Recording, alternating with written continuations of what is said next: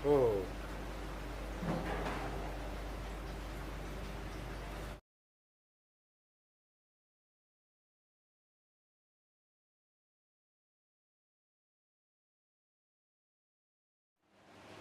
सो जीशान भाई, जैसा आपने बोला कि अभी तक तो आपने बोला कि ये ब्रीड वो ब्रीड सब वो हो गया, बट अभी उसका पर्टिकुलर जैसा मैं बोल रहा था कि थंब रूल, आपने बोला थंब रूल नहीं होता। सो स्पेशलिटी क्या है, मतलब एसआरडी की स्पेशलिटी क्या है, काम्फा की स्पेशलिटी क्या है, जीबी की क्या है? मैंने एसआरडी में कुछ वर्मपर्ल करके सुना था, उसकी क्या है? देन केएमएल की क्या है? सो उनका स्पेशलिटी जो बोलते हैं कि वो क्या है हाँ, उसमें? एस आर डी बहुत पॉपुलर है हॉबिस में। उसकी दो बहुत बेसिक वजह है। The two basic reason are कि उसका हेड बहुत बड़ा है और वो लाल कलर है, और एक्वेरियम इंडस्ट्री में लाल कलर रनिंग आइटम है। मतलब कोई भी फिश है अगर वो लाल कलर की है तो लोगों को बहुत पसंद आती है। और एस आर डी जो भी पालता है उसको वो हेड के लिए फ्लावर ऑन का नाम सुना तो, फ्लावर हॉर्न हेड, सर के हॉर्न, ऊपर हाँ। हाँ हॉर्न है बड़ा फ्लावर जैसा। तो एस आर डी इस वजह से बहुत पॉपुलर है मार्केट में। तो एस आर डी की स्पेशलिटी आप यही बोल सकते हो, रेड एंड बिग हेड। तो ये दो चीज़ की वजह है। अभी अगर आप कमलो जाते हैं तो कमलो is not a consumer item, मैं ऐसा बोलूँगा। कमलो is basically for only for breeders, जो हाइब्रिड्स या कामफाज या एस आर डी अलग अलग तरह की अगर जो डेवलप करना चाहते हैं। तो जो एक्चुअल कमलो है वो इंडिया में बहुत कम हम लोगों को कमलो देखने मिलते हैं। इंडिया में एक ट्रेंड बन गया है सेलर्स में और मार्केट में कि अगर एस आर डी है उसको बहुत ज़्यादा पर्ल पैटर्न है तो वो कमलो बोलकर बिकता है। लेकिन ऐसा नहीं है। कमलों का बॉडी शेप ज़्यादा लेंदी होता है एस आर डी के मुकाबले, और ज़्यादा लेंदी होगा, टेपर ही होगा पीछे से ज़्यादा लेंदी, और उसकी टेल ज़्यादा वाइड होगी। हालांकि वो भी वीक टेल ही होगा, लेकिन उसका जो डोर्सल फिन है और जो एनल फिन है वो ज़्यादा वाइड होगा। तो ये कमल, और उसका जो माउथ है वो ज़्यादा अंडर बाइट होगा, उसकी मतलब एंग्री फेस जैसा। तो कुछ ट्रेट्स है जो कमलों को एस आर डी से अलग करता है। कमलो is not a very good looking fish, okay. लेकिन वो जो आगे ट्रेट्स पास ऑन करता है वो बहुत क्रूशल है, मतलब अच्छी क्वालिटी की फ़िश बनाने में। यस, लाइक अभी जैसा डिस्कस में कॉम्पिटिशन्स होते हैं, गप्पीज में होते हैं, फ्लोरॉन में होता है। आपने भी बहुत सारे कॉम्पिटिशन्स मतलब कॉम्पीट किए हैं और आपने जीते भी है। So what you will suggest, मतलब एज अ हॉबिस्ट, कॉम्पिटिशन, पहले तो कंपटीशन होना चाहिए कि नहीं होना चाहिए, हाँ दैट इज़ हाँ। वन। क्यों होना चाहिए, that is two. And third, अगर कंपटीशन में आप कोई भी फिश डाल रहे हो उसको कैसा आप ग्रूम कर सकते हो। एंड थर्ड कि हर एक कंपटीशन में जो जाता है फिश, उसमें कैटेगरीज वाइज जाते हैं या ओवरऑल फ्लोरॉन बोल के जाते हैं? जैसा डिस्कस में सॉलिड पैटर्न, सॉलिड, हाँ उसके हाँ। बाद में पैटर्न, उसके बाद में स्ट्राइप्स, उस हिसाब से फ्लोरॉन में कैसा कैटेगराइजेशन होता है? फ्लावर ऑन का कंपटीशन के पहले हम लोग कैटेगरीज की बात कर लेते हैं। फ्लावर ऑन कैटेगरीज जगह पे डिपेंड करते हैं। फॉर एग्जांपल, इंडिया में जब कंपटीशन, जो मैं कॉम्पिटिशन्स खेलता था, उसमें दो मेजर कैटेगरीज होती थी, जेंजू और काम्फा। फिर जेंजू के अंडर में वो लोग कमल और एस आर डी उतारते थे, काम्फा के अंडर में F1 F2 F3 तक उतारते थे। तो ये दो बेसिक कैटेगरीज इंडिया में थी। इंडोनेशिया में हम लोग देखने जाएंगे तो इंडोनेशिया में काफ़ी सारी ब्रांचेज़ है। करेक्ट। इनिशियल जो कैटेगरी होती है वो जेंजू और काम्फा की होती है। फिर जेंजू और काम्फा में दो ब्रांच होती है, category A B C. Category A B और सी में साइज़ के ऊपर होता है। Category A is small size under 4 inches, category B is 4 to 6 inches, category C is adult fish. फिर वो कैटेगरी ए बी सी में अगर जेंजू है तो उसमें बॉन्साई कैटेगरी हो जाती है दोनों में, और लॉन्ग बॉडी। लेकिन अगर काम्फा है तो फिर काम्फा में free marking, marking, GB. Free marking में ब्लैक फ्लावर लाइन नहीं रहती है, मार्किंग में ब्लैक फ्लावर लाइन वाली रहेगी, और जीबी में गोल्डन बेस्ड ट्रेन है काम्फा के अंदर। तो इस तरह से अलग अलग जगह पे, यूएस में भी कुछ सिमिलर है। इंडोनेशिया में एक और कैटेगरी रहती है क्लासिक की। काम्फा में एक और एक्स्ट्रा कैटेगरी है क्लासिक काम्फा, उसमें क्लासिक का बहुत क्रेज़ है इंडोनेशिया में। तो लाखों लाखों में वो लोग क्लासिक खरीदते, बेचते और उतारते। तो इंडिया में मैंने आपको बताया कंपटीशन होना चाहिए या नहीं। कंपटीशन होना चाहिए, क्योंकि मैंने ये नोटिस किया हो कि कोई भी फील्ड अगर इट्स कोई भी किसी का भी इंटरेस्ट अगर डाउन डाउन हो रहा है लोगों में हॉबी का, तो कंपटीशन रिन्यूज़ इट। तो ये लोगों में वो हॉबी या उसके बारे में इंटरेस्ट रिन्यू करने का बहुत अच्छा तरीका है, और it helps the market also, sellers के लिए, मार्केट्स के लिए, ब्रीडर्स के लिए बहुत फ़ायदेमंद है, हॉबिस्ट के लिए भी फ़ायदेमंद है। They get to know this hobby like in depth, और एन्जॉय भी कर पाते, क्योंकि कंपटीशन आपस में हो जाता है तो वो लोग एन्जॉय करते, ज़्यादा इंटरेस्ट बढ़ जाता है। मैं जब कंपटीशन खेलता था उस वक्त इंटरनेशनल ऑर्गेनाइजर्स थे यूएस वगैरह के, तो वो लोग तो वो उनका इस इंडियन मार्केट में या सेल्स में कोई उसका पार्ट नहीं था, तो वो लोग सिंस 2019 या 20 वो बंद हो चुका है until now, until further notice. तो देखो कब होता है। अभी भी कॉम्पिटिशन इंडिया में होते हैं, अलग अलग स्टेट्स में, वहाँ के लोकल हॉबिस्ट या कुछ सेलर्स मिलकर ऑर्गेनाइज करते हैं, अपने अपने सिटी में करते हैं, चलता है अभी भी, तो इट्स गुड। ओके, सो मेरा उसमें एक क्वेश्चन था कि आपका फ्लोरन कैसे ग्रूम करना चाहिए फॉर अ कंपटीशन पर्पस। सो उसके लिए आप क्या बोलोगे, मतलब साइज़ क्या साइज़ तक लिमिट रखो, या शेप कैसा उसका ग्रूम करो, या मतलब Size जैसा बहुत जगह पे मैंने दिखा है कि मिरर रखते हैं, हाँ हाँ, या बहुत टाइम ऐसा देखा है कि पैरट्स जो है, पैरट फिश, वो उनके साथ छोड़े हुए रहते हैं। So how you groom your fish, हर एक का तरीका अलग है। हाँ। सो मैं जानना चाहता हूँ कि जिशान भाई कैसे करते हैं। I learn from the best.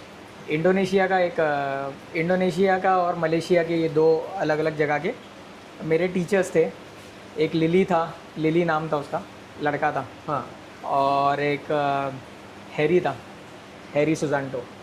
So he taught me everything. जब मैं न्यू बिजनेस में आया तो he taught me everything from scratch, कामफास को ग्रूम कैसा करना है। सो ही टोल्ड मी कि सबसे पहले बॉडी पे काम करना है फिश के, हेड पे कभी हेड को पलट के देखो ही मत। अगर जीन्स अच्छा है, तुम इफ़ यू आर कॉन्फिडेंट कि तुमने अच्छे जीन्स वाला फिश चूज़ किया है, so you just work on the body, वो हेड ग्रेजुअली डेवलप हो ही जाएगा, हेड पे कुछ करने की ज़रूरत नहीं। सो आई डिड दैट। मेरा जो एम्परर था, जो अनडिफिटेड चैम्पियन था जिसको बोलेंगे, 2019-20 तक सारे कॉम्पिटिशन्स जीतता था वो।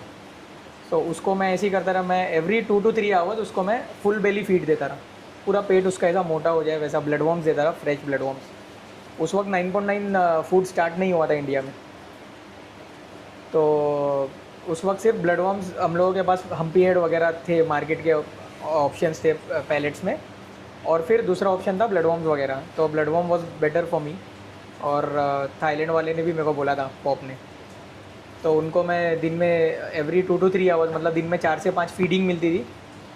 और उसकी मेंटेलिटी पे मैंने काम किया, मतलब वो बार बार डरना नहीं चाहिए, इट शुड बी बोल्ड।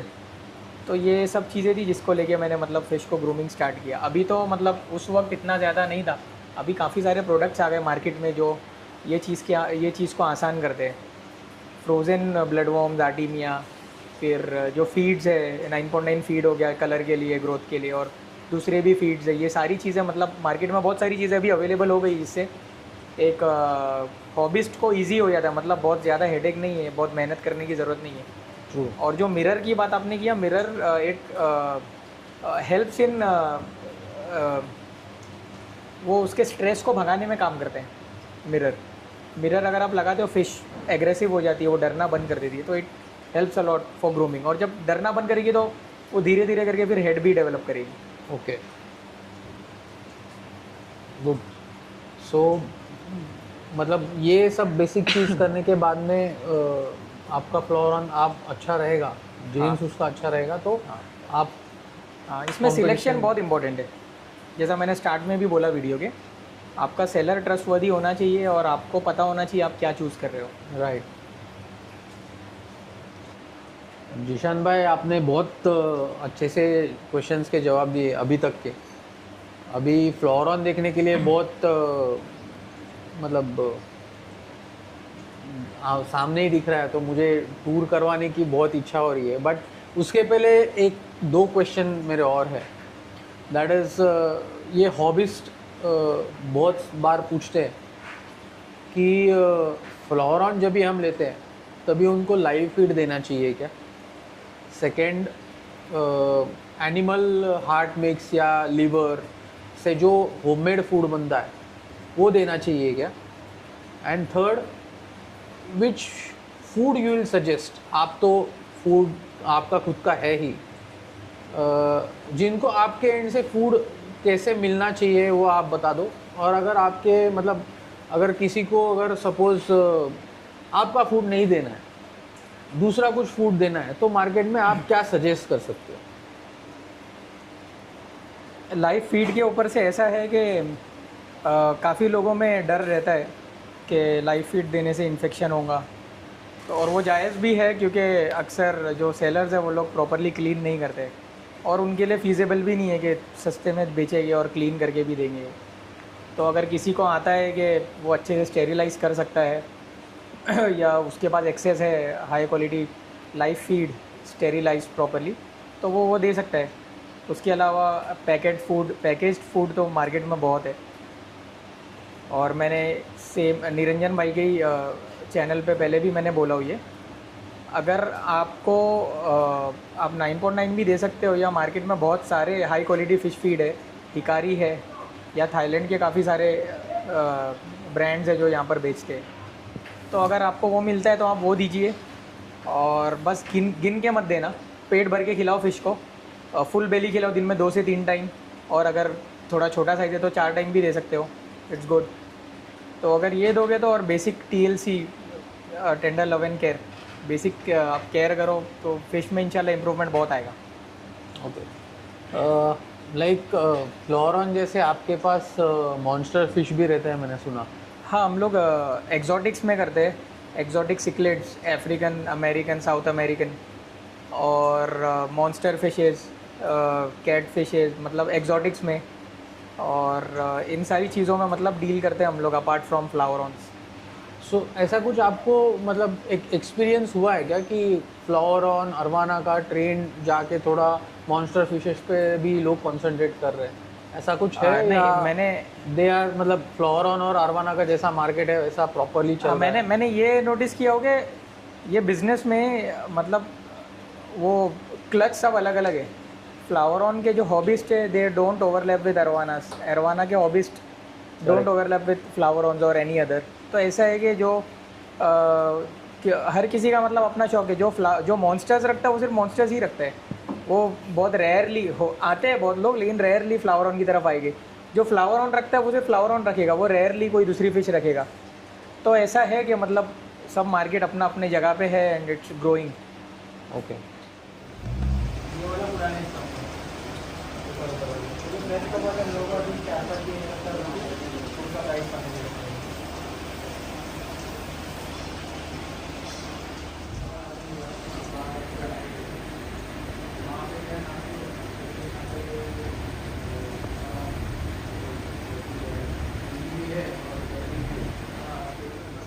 वो पहले वाला एमेजोनी मतलब लाइन हो सकता है मेंटेन करके रखे होगे, ठीक है, उसमें इतना वेरिएशन नहीं देखने मिला, क्वालिटी अच्छी आती है। एमेजोनी एक्चुअल नाम नहीं बता सकते, सिवाय डॉल्फिन येलो लैब बनाना। देखो मैं तो लाइन को तेल में मिक्स करना है, तो भी नहीं चाहिए। ये जो दूसरी येलो है ये अच्छो को इसके ऊपर मैं करना, और तो ये साइड में मिला कुछ खिलाया नहीं है, कुछ खिलाया नहीं, फोन में था नेचुरल। उसके बाद में ये गोल्ड बड़ी किया ना, गोल्ड भी ब्रीडिंग स्टार्ट की है, गोल्ड तो अनिल ब्रीड करता है लखनऊ और टेस्ट में। क्या प्रोसेस है?